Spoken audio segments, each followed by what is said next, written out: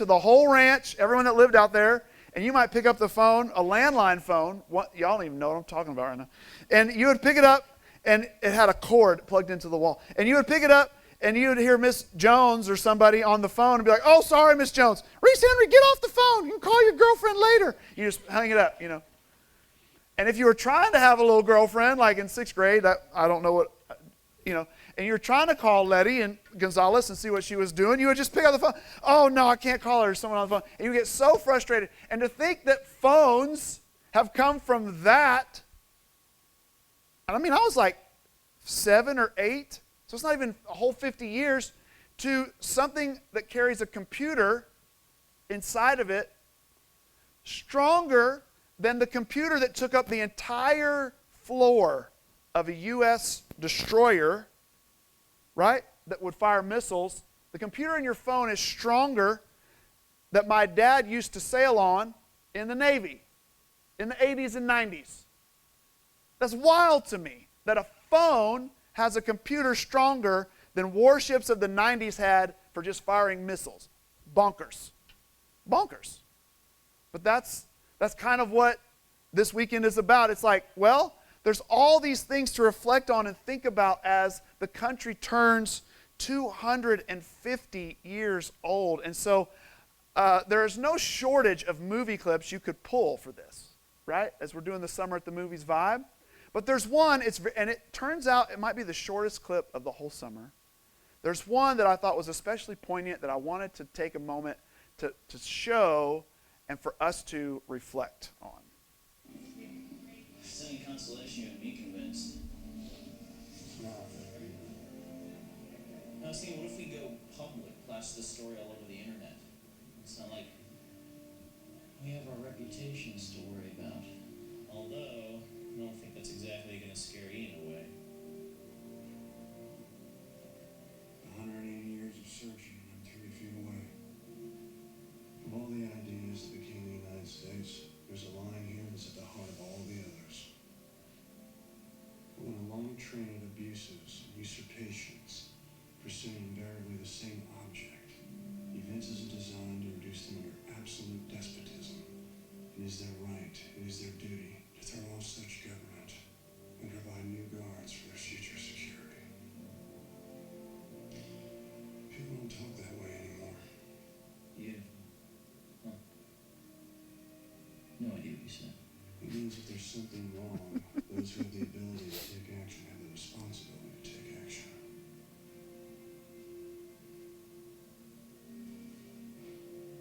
I'm gonna steal it. What? I'm gonna steal the Declaration of Independence.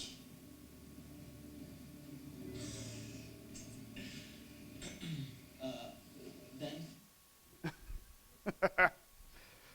That movie is National Treasure, and it is about the idea that there's a map on the back of the Declaration of Independence, and they need to steal it and so a person who wants to steal it to actually steal the treasure doesn't get it, that they can find the treasure and then give it back as a national treasure to the country as something for us to remember or whatever. And who knows, it's Hollywood, man. But what I love about that is that it's a reflection of what we are celebrating this weekend. This weekend, our nation celebrates one of the greatest political documents ever written. That's true. The Declaration of Independence reminds us that freedom has always been worth fighting for. As he says, if you have the ability to do something, when there's something wrong in the world, you should take action and do it.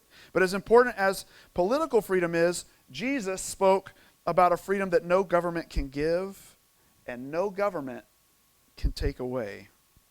So, even as we celebrate this weekend, we know that many have fought and died and paid the ultimate price to give us that freedom. Their willingness to serve has preserved freedoms many people around the world only dream about. Have y'all seen some of this fandom from the World Cup people, from people of other countries?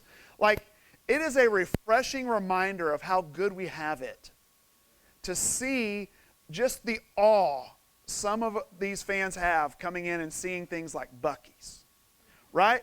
Like they've been in awe of Buc-ee's, They're trying to steal ranch dressing and take it back to their countries. There's a video of a man from Japan just enjoying barbecue and losing his mind, right?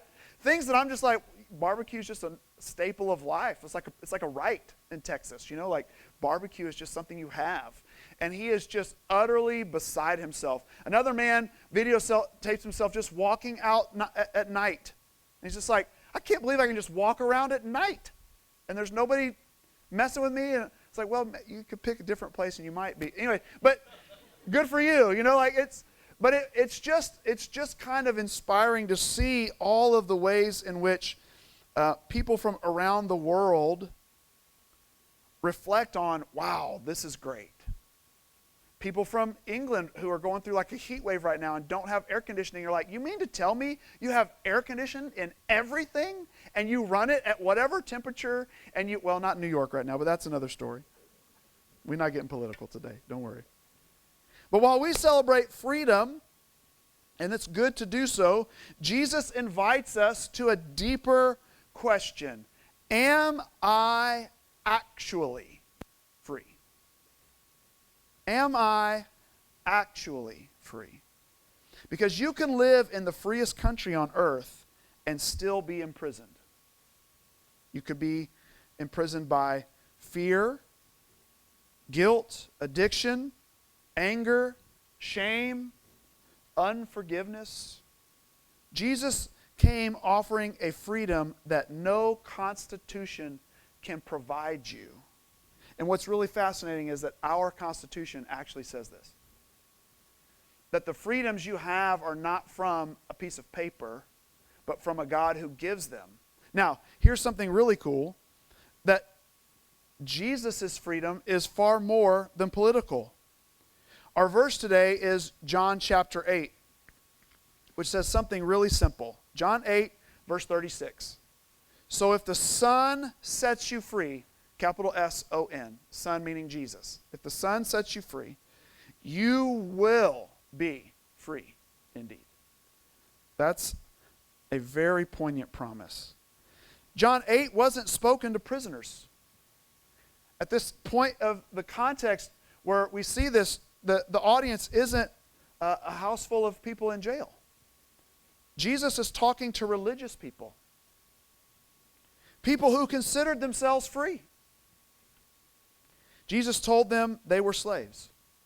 Notice something, they weren't in Roman prison, they were in spiritual prison. Many people confuse rights with freedom. America gives us tremendous rights, and that's a good thing. But Christ gives us a transformed heart. Political freedom changes where you live. Jesus changes how you live. Our nation can remove chains from our wrists. Only Jesus can remove chains from our souls. Paul wrote many of his letters while sitting inside a prison cell. Yet he repeatedly spoke about joy. Why?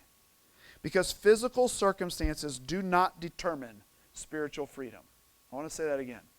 Physical circumstances do not determine spiritual freedom. You can be behind bars and still be free. I have a friend that does a ton of prison ministry.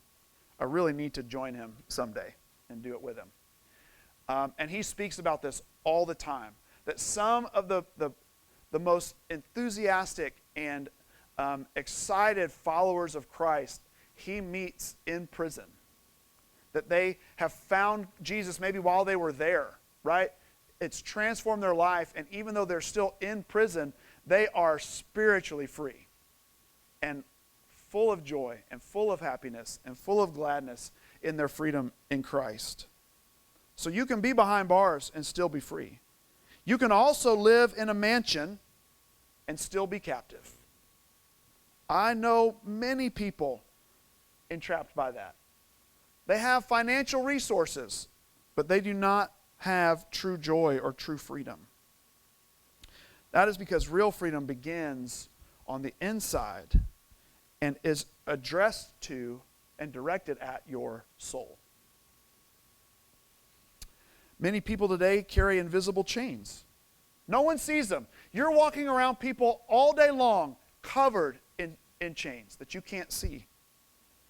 But they wake up every morning carrying them. Anxiety, bitterness, regret, fear, and those chains weigh far more than any iron chains ever could. Jesus, to help us gain our freedom, identifies the real enemy. Jesus says in John chapter 8 that everyone who sins is a slave to sin. Notice he doesn't say some people struggle. He says everyone. Here's something interesting. We've talked about this before, that the enemy, the devil, will wrap a lie in half of a truth. Sin often promises freedom. It promises some type of freedom. Oh, if you just do this, you're actually free.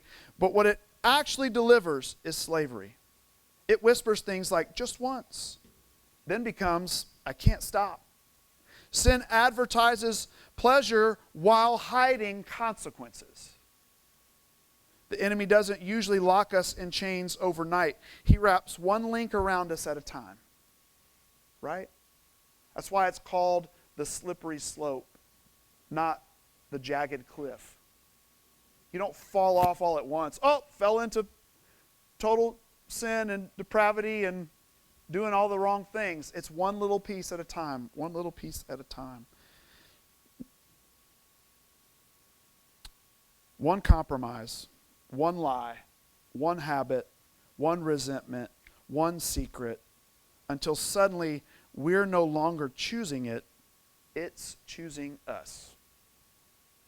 That's why Jesus didn't simply come to improve our lives. He came to rescue us. Imagine someone tied to a chair. You could paint the room.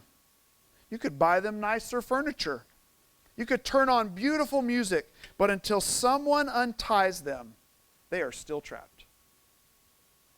Religion decorates the room. Jesus unties the chains. That's an important thing to distinguish.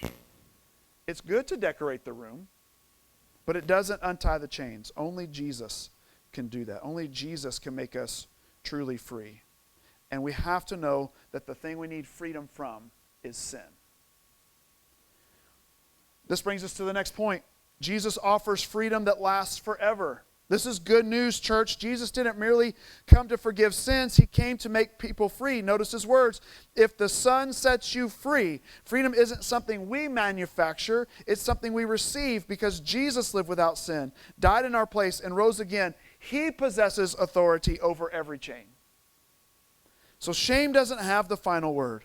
Addiction doesn't have the final word. Fear doesn't have the final word. Your past doesn't have the final word. Jesus does. Real freedom isn't the absence of struggle. It's no longer being owned by it. Christ doesn't promise you'll never face temptation again. He promises sin no longer has to be your master. That's freedom, indeed. Because who the Son sets free.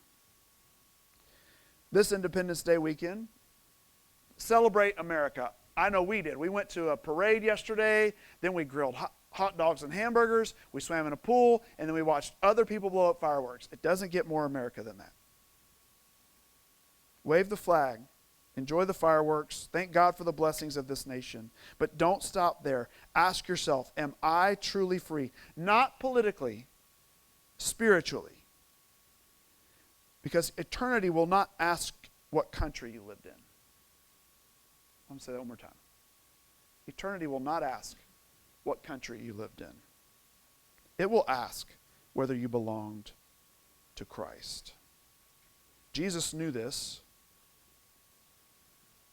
And he knew that even though we might spend years living with secret chains, chains of guilt, chains of addiction, chains of fear, chains of regret, he wanted to extend a simple promise. If the Son sets you free, you will be free indeed.